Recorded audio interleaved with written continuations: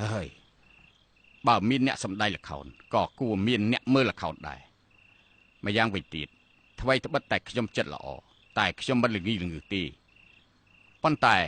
មានពេលខ្លះអ្នកដែលមិនល្ងីល្ងើត្រូវតែធ្វើជាល្ងីល្ងើហេតុអីទៅ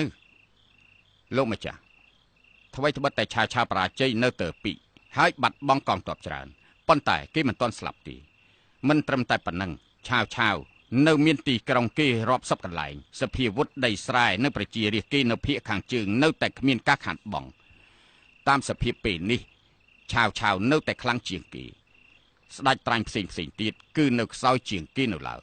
យើងនឹងលីប៉ៃទោះជាបាត់បង់មួយក្រុមណាក៏ដោយមួយក្រុមទៀតគឺនៅតែតទល់ជាមួយនឹងឆាវដដែលដូច្នេះហើយយើងការពារម្នាក់ទៀតក៏ដូចជាបានការពារនៅខ្លួនឯងដែរនេះគឺជាវិធីរស់ដើម្បីយកឈ្នះលោកម្ចាស់ចំពោះរយៈពេលបន្តទៀតយើងនៅតែត្រូវរួមដៃជាមួយនឹងលីប៉ៃប្រឆាំងនឹងឆាវដូច្នេះហើយ